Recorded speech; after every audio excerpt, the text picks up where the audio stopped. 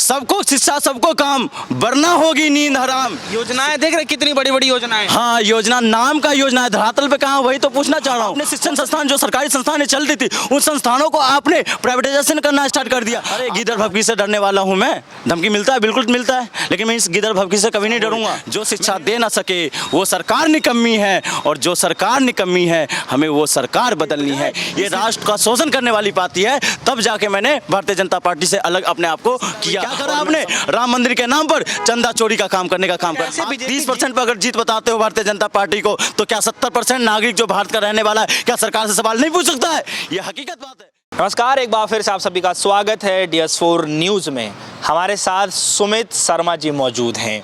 युवा हैं, तेज तरार से अपनी बातों को रखते हैं, एक तरीके से सोशल मीडिया के स्टार बन चुके हैं। एक तरह देखा जाए तो विपक्ष लगातार मेहनत कर रहा है, लेकिन विपक्ष की आवाज़ कोई बन नहीं पा रहा है।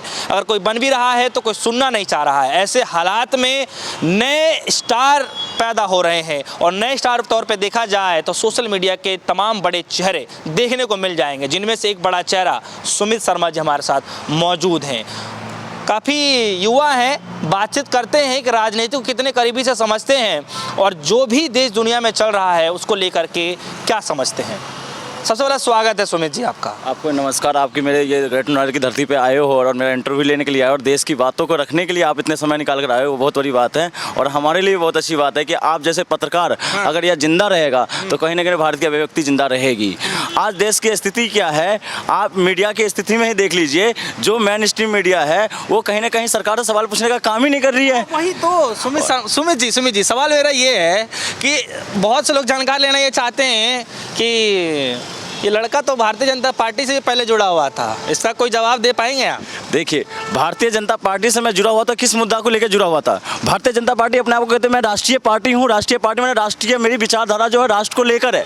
लेकिन जब मैं भारतीय जनता पार्टी की जब सरकार आई, जब मैंने देखा ये राष्ट्रहित की बात तो कर रही थी, ये बात कर रही थी, समानता की बात कर रही थी, ये समाजवादी की बात कर रही थी, ये जन समता की बात कर रही थी, ये शिक्षावादी की बात कर रही थी, ये रोजगार की बात कर रही थी। लेकिन जब मैं अपनी पार्टी में ही रहकर इन सवालों का जवाब मैं अपने नेताओं से पूछना स्टार्ट किया तो उन्होंने मुझे ही लताड़ना स्टार्ट कर दिया। तब मैंने सोचा ये भारतीय जनता पार्टी ये राष्ट्रीय पार्टी नहीं है, राष्ट्रहित के लिए पार्टी नहीं है, जबकि ये राष्ट्रहित के बजाय ये राष्ट्र का शोषण करने वाली पार्टी है। तब जाके मैंने भारतीय जनता पार्टी से अलग अपने आप को किया और मैंने समाज के लिए काम करना स्टार्ट कर दिया। और समाज के लिए मेरा काम क्या है? समाज के लिए काम क्या है कि जो किसानों की आवाज़ है वो सदन के अंदर उठे, छात्रों की आवाज़ है वो सदन के अंदर उठे, कर्मचारियों की आवाज है वो सदन तक जाए, जो हमारे जो सरकारी कर्मचारी है चाहे प्राइवेट कर्मचारी है उनकी आवाज सदन तक पहुंचे। मेरी मुद्दा क्या है? मेरा मुद्दा ये है कि आज भारत के अंदर प्राइवेटाइजेशन के नाम पर किसी एक विशेष क्षेत्र को,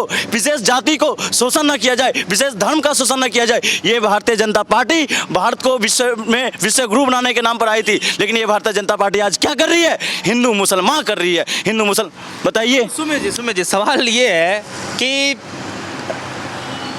लोगों ने वोट दिया था कि जो है हिंदू खतरे में है, या फिर क्या समझ के दिया था मुझे भी नहीं पता है, लेकिन इतना तो ज़रूर है कि हिंदू धर्म, चाहे हिंदू संगठन के जो लोग हों, चाहे जो धर्म है वो काफ़ी मजबूत है इस सरकार में, ऐसा काफ़ी लोगों का मानना है। आपका क्या मानना है? अच्छा, मेरा क्या मानना है, अगर आज ये कहना भारतीय जनता पार्टी हिंदू के नाम पे आई थी, आज अगर स्वर्ग से भगवान भी आ जाएंगे ना और वो कहेंगे मैं भगवान हूँ, तो लोग पता क्या पूछेंगे? आप किस जाति से आते हो? ऐसी स्थिति होगी है। जो हिंदूवादी के नाम पे आते थे आज हिंदू मुसलमान सिख ईसाई। लेकिन अनुराग जी, माफ़ी चाहता हूँ मैं, सुमित जी सवाल ये है, कहते हैं कि मोदी जी के आने के बाद तो देश मजबूत हुआ है। अच्छा, मजबूत हुआ है। आपके अकॉर्डिंग मजबूत हुआ होगा सर, मजबूत हुआ तो है। आज देश की करेंसी की स्थिति देख लीजिए, आपसे ऊपर आपके बराबर भूटान आ गया और आपको कुछ फर्क ही नहीं पड़ रहा। जो भूटान कभी भारत का नतमस्तक रहता था और हमेशा भूटान क्या कहता था, मैं भारत के लिए, आज भारत आपसे आंख में आंख मिलाकर देख रहा है। 70 साल से जिसको आपने मौका दिया, आप लोगों ने गड्ढे में था, मोदी उसको भरने काम कर रहे हैं, तो ये तो आप लोग कभी बात। अच्छा, जब हमने आंदोलन किया था, जेपी आंदोलन, ये पूरी जनता पार्टी थी ना, उसी जनता पार्टी से अलग अलग कितनी क्षेत्रीय पार्टी बन गई और आप कहते हो कि वो जनता पार्टी अभी तक जीवित है। जनता पार्टी किस नाम पे चुनाव में आई थी, किस नाम पे इंदिरा कांग्रेस के खिलाफत थी, आज उस कांग्रेस के खिलाफत जिस मुद्दे पर थी, आज उसी मुद्दे पर आप काम कर रहे हो और कह रहे हो कि मैं आज देश हित में काम कर रहा हूँ। 1979 में जब जनता पार्टी की सरकार बनी थी, मनोहर देसाई ने क्या कहा था जब बीपी मंडल कमीशन को उन्होंने लागू करने की बात कही थी, और उसके बाद 1990 में बीपी सिंह ने उस मंडल कमीशन को लागू किया, तो आपने क्या कर दिया, उससे नाराज होकर कमंडल कमीशन ले आए, और उस कमंडल कमीशन का भी क्या करा आपने, राम मंदिर के नाम पर चंदा चोरी का काम करने का काम कर। ऐसे बीजेपी जीत कैसे जाती है, आखिर जीत कैसे जाती है? अच्छा, हर किसी का अपना अपना समय होता है। आज जनता, आप जीतने का कारण मैं बताता रहा हूँ, आप एक तरफ इंस्टीट्यूशन पे कब्जा कर लीजिए, जिस तरह से अंग्रेजों ने कब्जा किया था, भारतीय नौकरशाहों को अपने अधीन चलाता था, भारतीय मीडिया को अपने अधीन चलाता था, जो भी नौकरशाह थे उनको अपने अधीन चलाता था, और ये भारतीय जनता पार्टी के जो तानाशाही है वो अपने अधीन चला रहा है, और आम आदमी की आवाज़ सदन के अंदर नहीं उठ रहा है। आप जितने की बात करते हो, हकीकत आपको पता है क्या हो रहा है? हकीकत ये हो रहा है, समाज को बांटकर, समाज को डिवाइड, अंग्रेजों ने क्या कहा था, डिवाइड एंड रूल लाया था, लेकिन इन्होंने क्या लाया, डाइवर्ट एंड रूल लाया, और डाइवर्ट एंड रूल के नाम पर देशों को बांटकर और वोटों को ध्रुवीकरण करके अपने आप को जीत बताते। आप 30% पर अगर जीत बताते हो भारतीय जनता पार्टी को, तो क्या 70% नागरिक जो भारत का रहने वाला है, क्या सरकार से सवाल नहीं पूछ सकता है? ये हकीकत बात है कि आज क्या हो रहा है, 70% जो आबादी है जो भारतीय जनता पार्टी को नहीं मान रही है, लेकिन उसकी आवाज़ सदन तक नहीं पहुंच रही है। यही ध्रुवीकरण के नाम पर देश को गड्ढे में ले जा रही है भारतीय जनता पार्टी, और मेरे जैसे जो युवा है ये निरंतर सवाल पूछने का काम कर रही है कि क्यों ना आखिरकार विश्वविद्यालय में छात्रों की आवाज़ को उठाया जाए। छात्रों की आवाज़ क्या है? छात्रों की आवाज़ एक शिक्षण संस्थानों को बढ़ावा दी जाए, जो हमारी जो छात्रवृत्ति है जो उसको फिर से लागू किया जाए, उसको खात्मा किया जा रहा है। आज हमारे जो विश्वविद्यालय की जो फीस वृद्धि हुई है इलाहाबाद यूनिवर्सिटी की, आपको पता है 400 फीस वृद्धि हुई है, और आज़ाद भारत में सबसे ज़्यादा फीस वृद्धि हुई है, और उसको लेकर उसके सवाल को लेकर जब चांसलर के पास विश्वविद्यालय के जो इलाहाबाद यूनिवर्सिटी के जो विश्वविद्यालय के छात्र थे वो लेकर बैठे, तो उन पर डंडे और लाठी डंडे बरसाए और जेल में डाले गए। सुमित थोड़ा सा पास आ जाइए। ये बताइए कि जो है मोदी सरकार के 8 साल से ज़्यादा वक्त हो गया, अमूमन 9 साल हो गए हैं, कुछ तो काम ऐसा होगा जो आपको लगता होगा युवा पीढ़ी के लिए जो किसी ने नहीं सोचा वही सरकार ने सोचा, कुछ ऐसा लगता है? मुझे बताइए, मुझे इस मोदी सरकार ने हमको क्या संज्ञा दिया था? हमको ये दिया था, उन्होंने कहा था कि 2014 के बाद हमारा देश विश्व गुरु होगा 2022 में, जब अमृत महोत्सव मना रहे होंगे। आज तो 2022 का अंतिम काल चल रहा है, और उन्होंने क्या प्रवचन दिया था लाल किले से? उन्होंने क्या कहा, 2022 में किसानों की आय दोगुनी होगी, और जो छात्र स्किल इंडिया चला था, डिजिटल इंडिया चला था, आपको भी पता होगा, और भारत कौशल विकास योजना भी चला था छात्रों के लिए। उसमें वही तो पूछ रहा हूँ, छात्रों के लिए जो भारत कौशल विकास योजना बहुत बड़ी योजना थी, मेरे लिए भी बहुत अच्छी योजना थी। स्किल इंडिया मेरे लिए बहुत अच्छा था, डिजिटल इंडिया मेरे लिए बहुत अच्छा था, लेकिन उसकी हकीकत क्या है धरातल पे? मैं ये सवाल पूछना चाह रहा हूँ। क्या है हकीकत? हकीकत है कि आज स्किल इंडिया के तहत आपके जो गांव में बसे हुए जो बच्चे हैं, जो डिजिटल में जग जाहिर है, जो डिजिटल में अपने आप को साबित करना चाहते हैं, उसको अमेरिका उठा के लेके जा रही है, और आपको आपकी नज़र तक नहीं पहुंच रही है। तो ये हकीकत है। कौशल विकास योजना के नाम पर आज भारत का अभियंत्रिक जो क्षेत्र है वो निरंतर पीछे जा रहा है, और यूरोपियन कंट्री आपके बच्चों को उठाकर लेकर चले जा रही है, और अपने यहाँ काम देकर अपना नाम ले रही है, और भारतीय जनता पार्टी और ये मोदी सरकार को दिख नहीं रहा। योजना है, मुझे आपको योजनाएं देख रहे, कितनी बड़ी बड़ी योजनाएं। हाँ, योजना नाम का योजना है, धरातल पे कहाँ, वही तो पूछना चाह रहा हूँ। कौशल विकास योजना धरातल पे है, स्किल इंडिया धरातल पे है, डिजिटल इंडिया धरातल पे है, शौचालय तो है, हर घर शौचालय के नाम पर। आपको हकीकत नहीं पता चला क्या प्रधानों ने क्या करा है गांव के लोगों के साथ?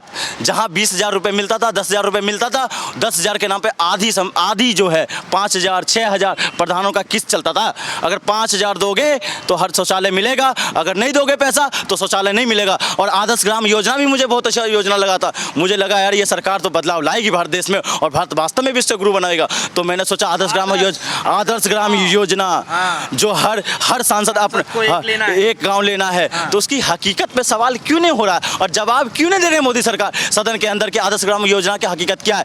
100 स्मार्ट सिटी, उसमें भी मैंने समझा कि यार ये सरकार कुछ ना कुछ तो बदलाव लाएगी भारत देश के अंदर। जब मैं 100 स्मार्ट सिटी जानने की कोशिश किया तो 100 स्मार्ट सिटी क्या, सबसे गंदे शहरों में अगर किसी देश का शहर शुमार है तो शुमार है। और जिस देश में नारी को पूजा जाता हो, और उस देश में सबसे ज़्यादा दुनिया में आरोप लगता हो, उस देश को शर्मिंदा महसूस होता है। और एक तरफ विश्व गुरु की बात करते तो मुझे इस मोदी सरकार पे शर्मिंदा महसूस करता हूँ कि आप विश्व गुरु बनाने की बात करते हो, आपने बलात्कारियों के हाथ में डाल दिया। कुलदीप सेंगर कौन है? हाथरस कांड आपको नहीं पता है कि दलित लड़की के साथ क्या हुआ था और 2 बजे रात को जला दिया अब गया। तो कलर पे मामला आ गया है। कलर पे, वही तो, अब यही तो समझ में ना रही है। ये आज देश ऐसी स्थिति में आ गया है, हिंदू को जातियों में बांटो, रंगों में बांटो। अरे भैया वो रंग, राजनेताओं को इस बात पे तो बात ही नहीं करना चाहिए। अरे वो रंग बेजुबान है, वो रंग बेजुबान है, उस रंग का तो कोई मतलब नहीं, ना हिंदू से मतलब है ना मुसलमान से मतलब है। तुमने तो जातियों में भी बांट दिया और धर्मों में भी बांट दिया उस रंगों को यार। चलिए, मोदी सरकार ने ऐतिहासिक फैसला लिया है। क्या ऐतिहासिक फैसला लिया? फैसला ये है कि 1 जनवरी नए साल से जो है 80 करोड़ से ज़्यादा लोगों को राशन मिलेगा। हाँ, 80 करोड़ से। अच्छा, आपके लिए ऐतिहासिक फैसला होगा, मेरे लिए ये कहता हूँ, अगर भारत देश में 80 करोड़ गरीब लोग हैं तो आपने 2014 में जुमला क्यों दिया था कि मैं भारत को रोजगार में और अमीरी गरीब की खाई में कमी लाऊंगा और 2022 में विश्व गुरु बनाऊंगा। आज 80 करोड़ अगर राशन डालने तो 80 करोड़ आप मानोगे या नहीं मानोगे कि 80 करोड़ लोग रोजगार वो है गरीबी रेखा के अंदर आते हैं? तो किस तरह से भारत तरक्की कर रहा है भाई? तरक्की तो सिर्फ 4 लोगों के लिए कर रहा है भारत। एक तरफ भूखमरी में भारत 107वें नंबर पे है और आपसे आगे कौन है? पाकिस्तान और बांग्लादेश है। और अमीरी में एक तरफ निरंतर बढ़ते जा रहे अंबानी और अडानी दूसरे नंबर पे आगे। और आप बता रहे हो वही रूसी क्रांति का हकीकत आपको पता होगा। अच्छा सुमित जी, जिनको शिक्षा से वंचित रह जाते हैं, क्या लगता है कि छात्रों को जो है मिलना चाहिए? या छात्र आंदोलन जब 1975 में हुआ था, जेपी आंदोलन, तो उसमें एक नारा गुंजा था।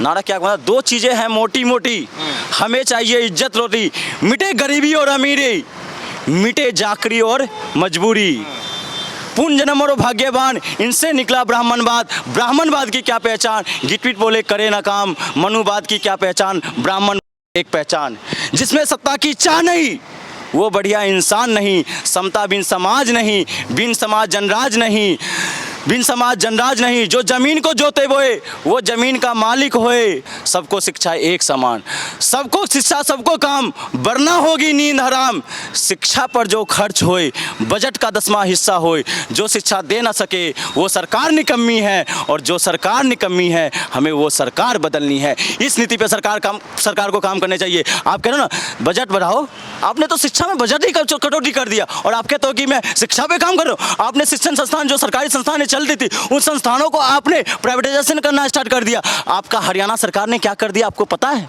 और नई शिक्षा नीति आपको पता ही होगा उसमें क्या नीति अपनाई गई है। उसमें ये अपनाया गया है कि सरकारी स्कूलों को बेचो, उसका नीलाम करो, किसी प्राइवेट के हाथ में दे दो और वो चलाएगा, वो संस्था चलाएगा। तो इसका हकीकत क्या होगा पता है आपको? BSNL और जियो वाला ही होगा। कैसे होगा मैं बता रहा हूँ। पहले तो प्राइवेट वाले क्या करेंगे, नीलाम करके फ्री में शिक्षा देंगे, फिर जियो की तरह क्या करेंगे, भैया 10% बढ़ा दिया, फिर कहेंगे 50% बढ़ा दिया, फिर कहेंगे 100% बढ़ा दिया, ऐसे कर हज़ारों % की बढ़ोतरी हो जाएगी और जो शोषित वर्ग के जो लोग हैं वो शिक्षा ग्रहण नहीं कर पाएंगे। फिर प्राइवेटाइजेशन में तो पढ़ा ही नहीं सकते और यहाँ भी नहीं पढ़ाएंगे। इससे क्या हो जाएगा? शिक्षा का नष्ट करने का, शिक्षा को खत्म करने का काम ये सरकार निरंतर कर रही है। मैं सुमित जी, आप इतना कड़क होकर के बातों को रखते हैं, क्या कभी डर नहीं लगता कभी आपको? मैं अगर भगत सिंह इस देश में जन्मा है, इस देश में सुभाष चंद्र ने दिया है, इस देश में स्वामी विवेकानंद ने दिया है, इस देश में दयानंद सरस्वती आया है, तो मैं कुछ भी नहीं हूँ। मैं तो सुमित शर्मा एक छोटा सा देश का नागरिक हूँ। अगर मुझे डर लग गया तो मेरे जैसे करोड़ों युवाओं का क्या होगा?